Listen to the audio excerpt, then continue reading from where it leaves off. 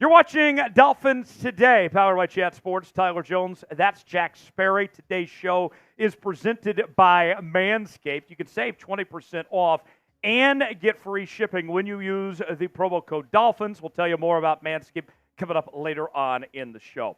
The Dolphins have made another signing, this time grabbing one of the top corners on the market, Kendall Fuller. He's a Dolphin, headed to Miami on a 2-year, $16.5 million deal.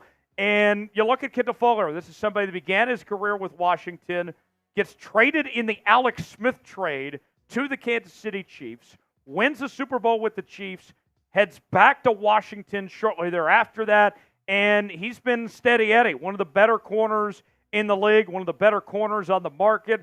You add him to what's already there with Jalen Ramsey, Jordan Poyer's there now.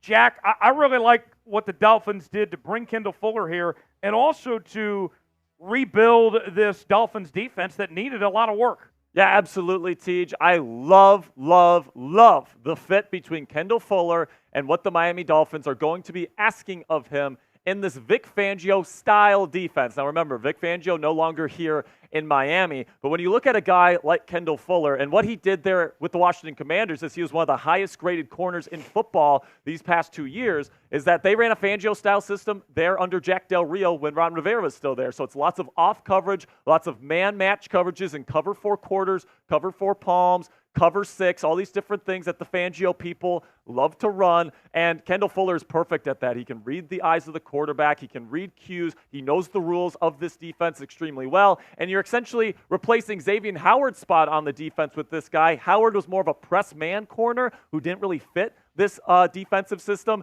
Now you're replacing him with a guy here in Kendall Fuller who has absolutely been one of the best Fangio-style corners in football and had a really good deal here at $8.25 million per season over the next 2 years. It certainly looks like the Miami Dolphins are looking to try to win now, Mr. Teacher. Yeah, absolutely. I said this a couple days ago. I'll continue to reiterate. I love the direction the Dolphins are going with the moves that they've made so far on top of the roster they already have. I think there's no reason why this team shouldn't be the favorites in the AFC East next year. Grade the signing for me. A, B, C, D, or F. What do you guys think of the move? It's our pinned comment today. As our old friend Tom Downey would say, if you get an ad break, take advantage of it. Let us know your grade in the comments section of this move. Sperry, I'm going A. What are you going with? I'm going with an A, man. It's such a good signing. You're getting him for a good price. He's a perfect fit. He can help them try to win a Super Bowl next year. And at this point in the game, day 4 of NFL free agency, he was probably the best corner on the market. Great job there by the Miami Dolphins. All right, let's go to the numbers on Kendall Fuller now. Last season, 2 interceptions, 79 tackles, 2 tackles for loss, 9 pass breakups. The year prior, 3 interceptions, 13 pass breakups, 16 pass breakups in 2021, 11 pass breakups in 2020, and 4 interceptions. You're looking at Kendall Fuller, to put it in a nutshell here, Sperry. This guy, he's able to defend well in coverage and create those turnovers. Kind of a do-it-all guy here. Yeah, he can even play safety if you absolutely need him to. Played safety with the Kansas City Chiefs from time to time, but really found a home at outside corner there at the Washington Commanders last year. Really did a great job. He had 2 pick sixes just 2 seasons ago, and he was once again one of the highest graded corners in football per Pro Football Focus. 83.1 PFF grade, that's one of the highest in the game last year. 2 fumble recoveries as well last year to 9 PBUs and 2 interceptions. So Kendall Fuller, definitely a really, really good second option. You still have Jalen Ramsey, who is another really great fit in this system. Had a little bit of a down year last year, but I think with Kendall Fuller next to him on that defense there, I really do think that secondary there in Miami is legit, and I can't wait to see Kendall Fuller in a Miami Dolphins uniform. One quick thought here that we'll get to in just a bit. I want to talk about his time in Kansas City. But before we do, let's tell you about today's sponsor. That is Manscaped. Top of the morning to you. This episode is brought to you by the St. Patrick's Day Shamrock Shavers Manscaped. This year, don't just chase rainbows. Make your own pot of gold and groom your little leprechaun with the leaders in below-the-kilt care. Say goodbye to your clover forest with Manscaped's Lawnmower 5.0 and let your confidence shine bright. Embrace the luck of the Irish and join the 10 million men worldwide who trust Manscaped. Head over to manscaped.com and use code DOLPHINS for 20% off plus free shipping. Meet your new lucky charm for St. Patrick's Day, the Lawnmower 5.0 Ultra. This trimmer comes with 2 interchangeable next-gen skin-safe blade heads, one for a classic trim and a new foil blade to go smooth wherever your heart desires. Trimming the hedges in your Irish garden isn't just for below the belt. Complete your look with Manscaped's signature Beard Hedger Pro Kit, plus Handyman electric face shaver. Whether you're sculpting your beard or cleaning up your neckline, these are always the right tools for the job. Get 20% off and free shipping with the promo code DOLPHINS at manscaped.com. That's 20% off and free shipping with code DOLPHINS at manscaped.com. This St. Patrick's Day, make sure your little hairy leprechaun is luckier than ever with Manscaped. The link is in the comments and description of today's video. So, Sperry, a thought for me when it comes to Kendall Fuller, I know most of his career was with Washington, but you go back several years ago when he was with the Kansas City Chiefs, and he was a crucial part of that Kansas City Chiefs defense when they won their first Super Bowl of the Mahomes era. We mentioned he came in that trade with Alex Smith that was done there. And what he did on that defense, that was a team that, if you recall, did not have great corner play before he was around. They were pretty weak at that position.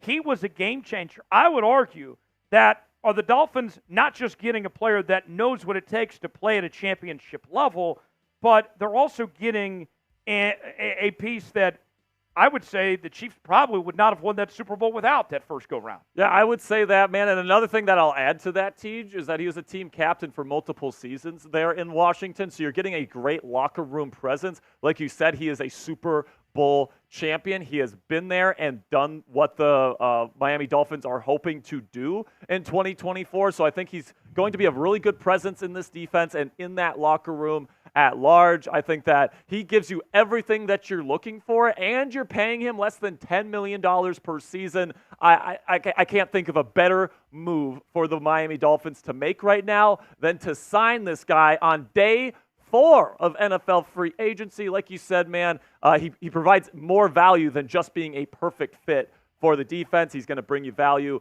as a winner, as a champion, and as a leader in your locker room.